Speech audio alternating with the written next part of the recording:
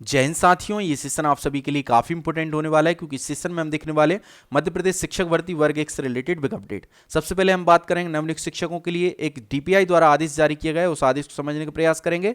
और बेटिंग वाले अभ्यर्थियों काफी सारे कमेंट्स आते हैं कि सर हमारी इतनी बेटिंग है, बेटिंग क्लियर होगी अथवा नहीं होगी, बेटिंग कैसे क्लियर होती है। तो इस सेशन में हम देखने वाले हैं कितने तक बेटिंग क्लियर होगी, बेटिंग कैसे क्लियर होती है और किस पर डिपेंड करती है बेटिंग। इसके अलावा ट्राइबल डिपार्टमेंट की ज्वाइनिंग ऑर्डर कब तक रिलीज हो सकते हैं और सेकंड राउंड काउंसिल प्रक्रिया कब से स्टार्ट होने वाली, ये सारी चीजें हम इस सेशन में कवर करने वाले। सेशन में अंत तक बने रही, फिर भी कोई डाउट या कोई कमेंट बॉक्स कमेंट कर सकते हैं। इसके अलावा जो भी साथी ना है तो प्लीज चैनल को सब्सक्राइब करें, वीडियो को लाइक करें, वीडियो को ज्यादा शेयर करें। तो आइए हम स्टार्ट करते हैं अपना सेशन। सबसे पहले हम बात करते हैं नवनियुक्त शिक्षकों की, उनके लिए एक डीपीआई द्वारा आदेश जारी किया गया है और उस आदेश में स्पष्ट लिखा है कि सबसे पहले आपको जिला स्तर पर जाकर ज्वाइनिंग लेना है और वहीं पर वेरिफिकेशन हो जाएगा। और अपनी संस्था यानी स्कूल में कार्यभार ग्रहण करने से पूर्व यानी स्कूल में ज्वाइनिंग लेने से पहले आपका 4 दिवसीय प्रशिक्षण होने वाला है जो जिला स्तर पर रहने वाला है, 22 से 25 अक्टूबर तक चलेगा। तो आप सभी संभवतः अपने अपने जिला मुख्यालय पर जहां पर ये प्रशिक्षण होना है पहुंच चुके होंगे। अब हम बात करते हैं बेटिंग वाले अभ्यर्थियों, काफी सारे कमेंट्स आते हैं कि सर हमारी इतनी बेटिंग है, बेटिंग क्लियर होगी अथवा नहीं होगी। तो मैं कई सेशन में आपको बता चुका हूं कि आपकी बेटिंग निर्भर करेगी फर्स्ट राउंड काउंसलिंग प्रक्रिया में आपके सब्जेक्ट की, आपके कैटेगरी की, आपकी क्लास की कितनी वैकेंसी खाली रह गई है। अब आपको ये तो डाटा मालूम चल चुका है कि आपके सब्जेक्ट में कितनी वैकेंसी खाली रही है। तो बेटिंग का मैं कई बार बता चुका हूं, बेटिंग निर्भर करेगी आपके सब्जेक्ट पर, सब्जेक्ट के अंदर आपकी कैटेगरी पर, आपकी क्लास पर। अब आपको एक डाटा तो क्लियर हो चुका है कि आपके सब्जेक्ट में कितनी वैकेंसी खाली है। जैसे फॉर एग्जांपल हम बात करें हिंदी की, तो हिंदी में 54 वैकेंसी खाली रह गई है फर्स्ट राउंड काउंसलिंग प्रक्रिया में। और भी सब्जेक्ट की हम बात करें तो आप देख सकते हैं हिंदी में 54, इंग्लिश में 100, एग्रीकल्चर में 54, मैथ्स में 36, हिस्ट्री में 36, कॉमर्स में 30, पॉलिटिकल साइंस में 28, बायो में 23, केमिस्ट्री में 17, इकोनॉमिक्स में 15, जियोग्राफी में 16, होम साइंस में 7, फिजिक्स में 13, सोशोलॉजी में 6 और उर्दू में 3। यानी हर सब्जेक्ट की वैकेंसी का तो मालूम चल गया आपको, इतनी इतनी वैकेंसी खाली रह गई। लेकिन मोस्ट आईएमपी फैक्टर वैकेंसी के अंदर ये मालूम नहीं चला है कि इन वैकेंसी में किस कैटेगरी की कितनी वैकेंसी खाली रही है और इस कैटेगरी के अंदर किस क्लास की कितनी वैकेंसी। क्लास मतलब आपने किस क्लास से फॉर्म फिल किया, गेस्ट से, नॉन गेस्ट से, एक्स सर्विसमैन से, दिव्यांग से, फीमेल से या निलोपन से। यानी वैकेंसी का तो मालूम चल गया कि इस किस सब्जेक्ट में कितनी वैकेंसी खाली रही है फर्स्ट राउंड काउंसलिंग प्रक्रिया के बाद। फर्स्ट राउंड काउंसलिंग प्रक्रिया में जो रिजेक्ट हो गए हैं, अब्सेंट हैं या फिर जिन्होंने डॉक्यूमेंट अपलोड नहीं किया, उसके कारण वैकेंसी का मालूम चल गया कि भाई हर सब्जेक्ट की वैकेंसी इतनी खाली रही है। जैसे फॉर एग्जाम्पल हिंदी की 54 खाली रही है, लेकिन ये मालूम नहीं चला कि इस 54 में किस कैटेगरी कितनी वैकेंसी खाली है और किस क्लास की कितनी वैकेंसी खाली है। इन दो फैक्टर का मालूम न चलने के कारण अपन परफेक्ट कैलकुलेशन ये नहीं बता सकते किसकी कितनी बेटिंग क्लियर हो जाएगी। किसी की 10 बेटिंग क्लियर हो जाएगी तो किसी की 15 बेटिंग क्लियर नहीं होगी, किसी की कहो एक बेटिंग क्लियर ना हो, किसी की 10 बेटिंग क्लियर हो जाए। तो ये अभी अब परफेक्ट कैलकुलेशन इन दो चीजों की वजह से नहीं मिल सकता, ठीक है ना। आप सभी को मालूम है अभी चल रही है प्रेजेंट में फर्स्ट राउंड काउंसलिंग प्रक्रिया, अभी प्रेजेंट में फर्स्ट राउंड काउंसलिंग प्रक्रिया चल रही है और इस फर्स्ट राउंड काउंसलिंग प्रक्रिया में आप सभी को ये मालूम चल गया है कि किस सब्जेक्ट की कितनी वैकेंसी वैकेंट रही है। अब सेकंड राउंड काउंसलिंग प्रक्रिया की हम बात करें, आप सभी कमेंट्स आ रहे हैं कि सर सेकंड राउंड काउंसलिंग प्रक्रिया कब तक स्टार्ट होगी। तो सेकंड राउंड काउंसलिंग प्रक्रिया फर्स्ट राउंड काउंसलिंग प्रक्रिया कंप्लीट होने के बाद यानी लगभग 2 महीने के बाद सेकंड राउंड काउंसलिंग प्रक्रिया होगी। और इस सेकंड राउंड काउंसलिंग प्रक्रिया में फर्स्ट राउंड काउंसलिंग प्रक्रिया के बचे हुए पद जो खाली रह गए हैं किसी भी कारणवश, चाहे एब्सेंट, डॉक्यूमेंट अपलोड ना करना या फिर रिजेक्ट के कारण, उन पूरी वैकेंसी को यहां पर लिया जाएगा सेकंड राउंड काउंसलिंग प्रक्रिया में। और इसके साथ साथ पोस्ट इंक्रीज का भी चल रहा है, पोस्ट इंक्रीज भी हो सकती हैं। तो पोस्ट इंक्रीज अगर हो गई तो ज्यादा से ज्यादा बेटिंग क्लियर हो सकती है आपकी, ठीक है ना। 30, 40, 50 तक हो सकती है मैक्सिमम। पोस्ट इंक्रीज के ऊपर निर्भर करेगा, ज्यादा से ज्यादा आपके सब्जेक्ट में, आपकी कैटेगरी में, आपकी क्लास में ज्यादा से ज्यादा वैकेंसी आएंगी तो 100 तक भी हो सकती है ना। तो ये डिपेंड करेगी पोस्ट इंक्रीज के ऊपर। मोस्ट आईएमपी फैक्टर आपका बनने वाला है पोस्ट इंक्रीज, क्योंकि आप सभी के पास डाटा आ चुका है कि आपके सब्जेक्ट में इतनी इतनी सी वैकेंसी खाली रही है। जैसे हिंदी की बात करें मात्र 54, इंग्लिश में सबसे ज्यादा खाली रही 100। अब 100 को आप डिवाइड करोगे आपकी कैटेगरी के अंदर और क्लास के अंदर, आप सभी को पता है distribution SC ST OBC EWS UR, और उसके अंदर गेस्ट, नॉन गेस्ट, और उसके अंदर एक्स सर्विसमैन, दिव्यांग, कितना सारा डिस्ट्रीब्यूशन है। इसलिए 54 वैकेंसी देखने में 100 वैकेंसी देखने में ज्यादा है, लेकिन 100 या 54 तक थोड़ी वेटिंग क्लियर होगी। आपके सब्जेक्ट के अंदर आपकी कैटेगरी में कितनी वैकेंसी खाली रही हैं, आपकी क्लास में कितनी खाली रही, उतने तक वेटिंग क्लियर होगी। आई होप आप सभी को मालूम चल गया होगा। फॉर एग्जांपल एक मैं उदाहरण के तौर पे बात करता हूं, मैथ्स सब्जेक्ट में अगर ओबीसी की या किसी भी कैटेगरी की मैं बात करूं, जैसे एक सब्जेक्ट है, मानकर चलिए इंग्लिश सब्जेक्ट है, इंग्लिश सब्जेक्ट में फॉर एग्जांपल 2 कैंडिडेट रिजेक्ट या अब्सेंट हुए हैं ओबीसी कैटेगरी के, या 2 वैकेंसी खाली रह गई इसके कारण, रिजेक्ट होने के कारण, और ये मानकर चलिए गेस्ट फैकल्टी में थे। तो इंग्लिश सब्जेक्ट में अगर मात्र 2 ही वैकेंसी खाली रही है ओबीसी गेस्ट फैकल्टी की, तो जो 2 तक की वेटिंग होगी ओबीसी की और वो भी गेस्ट की, तो आप समझ रहे होंगे अगर इंग्लिश में 2 वैकेंसी खाली रही किसी कारणवश ओबीसी गेस्ट फैकल्टी की, तो ओबीसी में इंग्लिश सब्जेक्ट की कितने तक वेटिंग क्लियर होगी, मात्र 2 तक। एक उदाहरण है ये कि भाई अगर इंग्लिश सब्जेक्ट में ओबीसी की 2 गेस्ट फैकल्टी की वैकेंसी खाली रह गई, तो ओबीसी गेस्ट फैकल्टी में इंग्लिश सब्जेक्ट में 2 वेटिंग क्रम तक के ही अभ्यर्थी सिलेक्ट होने वाले हैं फर्स्ट राउंड काउंसलिंग प्रक्रिया के बाद सेकंड राउंड काउंसलिंग प्रक्रिया में। अब लेकिन पोस्ट इंक्रीज हो जाती हैं, ये तो हो गया उदाहरण, अभी जो आपकी वैकेंसी खाली रही उसका उदाहरण है, उसका एग्जाम्पल है। लेकिन अगर पोस्ट इंक्रीज ज़्यादा से ज़्यादा हो जाएंगी तो आपकी वेटिंग ज़्यादा से ज़्यादा क्लियर होगी।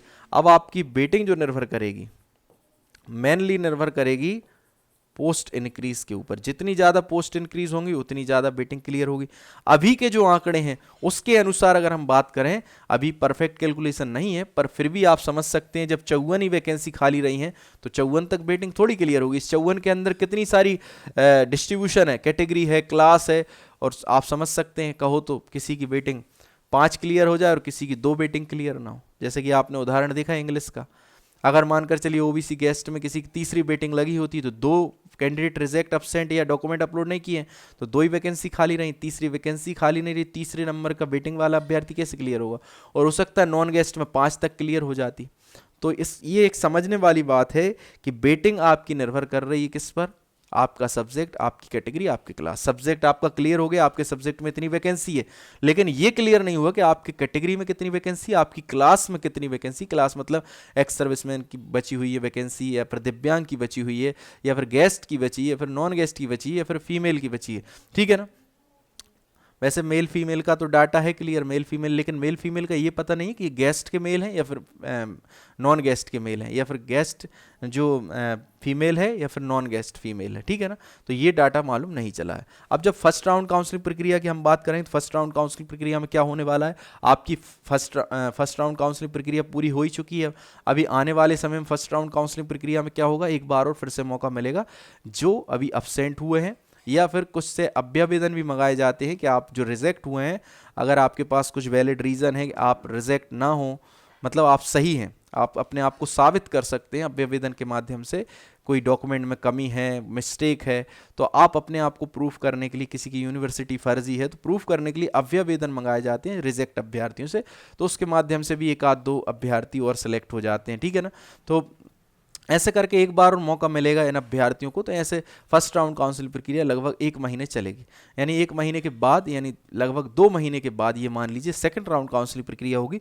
और इस सेकंड राउंड काउंसिल प्रक्रिया में फर्स्ट राउंड काउंसिल प्रक्रिया की बची हुई वैकेंसी प्लस पोस्ट इंक्रीज की भी संभावना है। इन दोनों को मिलाकर के जितनी वैकेंसी आपके सब्जेक्ट में, आपकी कैटेगरी में, आपकी क्लास में जितनी आएंगी उतने तक वेटिंग क्लियर होगी। इसका भी कोई परफेक्ट कैलकुलेशन नहीं है कि कितने तक वेटिंग क्लियर हो जाएगी। आई होप ये आप समझ गए होंगे।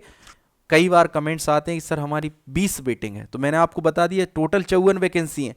इस 54 वैकेंसी में अगर 20 तक के अभ्यर्थी रिजेक्ट हुए हैं आपकी कैटेगरी के, आपकी क्लास के, तो क्लियर हो सकती है। और मानकर चलिए आपकी क्लास, आपकी कैटेगरी, आपके सब्जेक्ट की एक ही वैकेंसी खाली रही है, तो फिर आपकी कहो 5 वेटिंग क्लियर ना हो पाए। तो ये निर्भर करेगा इन कैटेगरी के अंदर, क्लास के अंदर कितनी कितनी वैकेंसी फर्स्ट राउंड काउंसलिंग प्रक्रिया में खाली रही हैं। तो फर्स्ट राउंड काउंसलिंग प्रक्रिया का डाटा तो आप सभी के पास आ ही चुका है। कितनी कम वैकेंसी, मैक्सिमम इंग्लिश में 100 वैकेंसी है। इस 100 से आप अंदाजा लगा सकते हैं, कई बोलते हैं 200 तक वेटिंग क्लियर हो जाएगी। कैसे हो जाएगी, 100 ही वैकेंसी टोटल खाली रही, उस 100 के अंदर भी डिवाइडेशन है, guest, non guest, male, female, ex serviceman, दिव्यांग। समझ रहे हैं आप बात को। जब सेकेंड राउंड काउंसलिंग प्रक्रिया होगी तो उसमें अगर पोस्ट इंक्रीज हुई, पोस्ट इंक्रीज सबसे बड़ा फैक्टर रहेगा आपके लिए, आपकी बेटिंग क्लियर कराने के लिए। यानी कि पोस्ट इंक्रीज ज़्यादा से ज़्यादा हुई तो आपकी बेटिंग ज़्यादा से ज़्यादा क्लियर हो जाएगी। कितने तक होगी ये पोस्ट इंक्रीज के अंदर ये मालूम चलेगा कि आपके सब्जेक्ट में, आपकी कैटेगरी में, आपकी क्लास में कितनी पोस्ट इंक्रीज हुई, उतने तक बेटिंग क्लियर होगी। तो आई होप ये बेटिंग वाला जो आपका डाउट था वो क्लियर हो गया होगा। अभी फर्स्ट राउंड काउंसलिंग प्रक्रिया चल रही है, अंतिम चरण में है फर्स्ट राउंड काउंसलिंग प्रक्रिया। इस फर्स्ट राउंड काउंसलिंग प्रक्रिया की बची हुई वैकेंसी भी आपके सामने आ चुकी, पूरा डाटा आ चुका है, मैंने भी आपको बता दिया। उस वैकेंसी का सेकंड राउंड काउंसलिंग प्रक्रिया को, जब सेकंड राउंड काउंसलिंग प्रक्रिया होगी तो उस वैकेंसी को फिर से लिया जाएगा और बेटिंग वाले अभ्यर्थियों को उसमें लिया जाएगा। कितने तक लिया जाएगा ये निर्भर करेगा आपकी कैटेगरी और आपकी क्लास के ऊपर। अभी आपकी टोटल नंबर ऑफ वैकेंसी का मालूम चला है, उस वैकेंसी के अंदर कैटेगरी और क्लास का मालूम नहीं चला है, किस कैटेगरी में, किस क्लास में कितनी कितनी वैकेंसियां खाली रही हैं। यानी कि मोस्ट आईएमपी अभी आपके लिए पोस्ट इंक्रीज, अगर पोस्ट इंक्रीज होती है, वैसे तो संभावना है पोस्ट इंक्रीज की, अगर पोस्ट इंक्रीज होती है ज़्यादा से ज़्यादा तो ज़्यादा से ज़्यादा बेटिंग क्लियर होगी। नहीं तो आप सभी को मालूम है कि कितनी वेटिंग क्लियर हो सकती, कितनी वैकेंसियां खाली रही हैं। तो आई होप ये आपका पूरा डाउट क्लियर हो गया होगा। इसके बाद हम बात करें ट्राइबल डिपार्टमेंट की, तो ट्राइबल डिपार्टमेंट के भी जल्द ही मतलब आपके ज्वाइनिंग लेटर आने वाले हैं, तो आप सभी तैयार रहें। आपका भी कंप्लीट प्रक्रिया होने वाली, ज्वाइनिंग लेटर जारी होने वाले हैं और आप सभी भी जल्द ही, मानकर चलिए आज कितनी तारीख हो गई है, लास्ट अक्टूबर, नवंबर में संभवतः आप सभी के ज्वाइनिंग लेटर आ जाएंगे और आप सभी भी अपनी संस्था में पदभार ग्रहण कर लेंगे। तो बेटिंग वाले अभ्यर्थी अब आप समझ सकते हैं, आपका डाटा आपके सामने है, कैलकुलेशन आपके सामने है, आपकी बेटिंग कितने तक क्लियर होगी इसका भी परफेक्ट कैलकुलेशन नहीं है। और उसका ना होने का कारण क्या है, आपकी कैटेगरी और आपकी क्लास में वैकेंसी का मालूम न चलना, कितनी वैकेंसी खाली रही है। जब सेकंड राउंड काउंसलिंग प्रक्रिया होगी उसके लिए हम अलग से एनालिसिस लेकर आएंगे, अगर पोस्ट इंक्रीज होती है तो, क्योंकि पोस्ट इंक्रीज होंगी तो ज़्यादा से ज़्यादा आपकी बेटिंग क्लियर होगी। पोस्ट इंक्रीज नहीं हुई तो आप सभी को आपका डाटा मालूम है, जैसे हिंदी में 54, इंग्लिश में 100, मैथ्स में 36, जब इतनी कम वैकेंसी खाली है तो 200, 300, 400 बेटिंग कैसे क्लियर हो सकती है। आप सभी के बहुत सारे कमेंट्स आते हैं सर हमारी 500 बेटिंग है, क्लियर होगी कि नहीं होगी, रिप्लाई करें। जब आपकी वैकेंसी ही 54 खाली रही है हिंदी सब्जेक्ट में तो 500 बेटिंग कैसे क्लियर हो सकती है। कई यूट्यूब वाले हमारे साथी बता देते हैं 250 तक बेटिंग क्लियर होगी। आप मेरा पहला वीडियो भी देखेंगे, जब रिजल्ट आया था तभी मैंने बेटिंग के लिए वीडियो बनाया था। उस वीडियो में भी मैंने यही बोला है कि किसी किसी की बेटिंग 10 तक क्लियर नहीं होगी और किसी की 15 और 20 तक क्लियर हो जाएगी। ये डिपेंड करेगा जब आपकी फर्स्ट राउंड काउंसलिंग प्रक्रिया होगी, उसमें कितने अभ्यर्थी रिजेक्ट, कितने कैंडिडेट अब्सेंट, कितने ने डॉक्यूमेंट अपलोड नहीं किया है, उसके ऊपर निर्भर करेगा। और मैंने तभी बोला था कि 100 से ज़्यादा वैकेंसी, 100 से ज़्यादा आपकी बेटिंग क्लियर होना पॉसिबल नहीं है, क्योंकि कम से कम अभ्यर्थी रिजेक्ट और कम से कम डॉक्यूमेंट अपलोड करते हैं, मतलब कम से कम डॉक्यूमेंट अपलोड नहीं करेंगे और कम से कम अभ्यर्थी अब्सेंट होंगे। तो आप सभी को आपका डाटा मालूम चली गया है, आप इससे अपना एनालिसिस कर सकते हैं कि आपकी बेटिंग क्लियर होगी अथवा नहीं होगी, कितने तक होगी, और डिपेंड किस पर करती, मैंने आपको बता दिया subject, category, class. Subject clear हो चुका है कि आपके सब्जेक्ट में इतनी इतनी वैकेंसियां बची हुई हैं। क्लास और कैटेगरी क्लियर ना होने के कारण मैं परफेक्ट कैलकुलेशन नहीं बता रहा हूं। अगर क्लास और कैटेगरी क्लियर हो जाती तो मैं ये भी बता देता कितने नंबर क्रम वाले, कितनी रैंक तक की बेटिंग क्लियर हो जाती, ठीक है ना। तो अभी मैं रैंक इसलिए नहीं बता पा रहा हूँ कि कैटेगरी और क्लास का मालूम नहीं है, लेकिन ये मालूम है कि भाई 54 तक होना है हिंदी का, 100 तक होना है इंग्लिश का, मैथ्स का 36 तक होना है, या अदर सब्जेक्ट की हम बात करें। तो सेकंड राउंड काउंसलिंग प्रक्रिया के लिए इंतजार करें। पोस्ट इंक्रीज होंगी तो 50 और 100 मैक्सिमम तक जा सकती है। पोस्ट इंक्रीज नहीं हुई तो आप सभी के पास डाटा है 20 मैक्सिमम, 20 इंग्लिश जैसे सब्जेक्ट में जा पाएगी, और जिसमें 20 वैकेंसी ही नहीं है। जैसे मैं बात करूं, कुछ सब्जेक्ट ऐसे हैं जिनमें 20 वैकेंसी नहीं है, मानकर चलो, जैसे पॉलिटिकल साइंस में मात्र 28 वैकेंसी खाली रही, कॉमर्स में 30, हिस्ट्री में 36, 50 वैकेंसी खाली नहीं है फर्स्ट राउंड काउंसलिंग प्रक्रिया में। तो 50 तक आपकी बेटिंग कैसे क्लियर होगी ये आप समझ सकते हैं। आई होप ये बेटिंग वाला जो डाउट था आप सभी का क्लियर हो गया होगा। फिर भी कोई डाउट है, कोई रही तो कमेंट बॉक्स कमेंट कर सकते हैं। इसके अलावा जो भी साथी ना है तो प्लीज़ चैनल को सब्सक्राइब करें, वीडियो को लाइक करें, वीडियो को ज़्यादा शेयर करें। जय हिंद, जय भारत।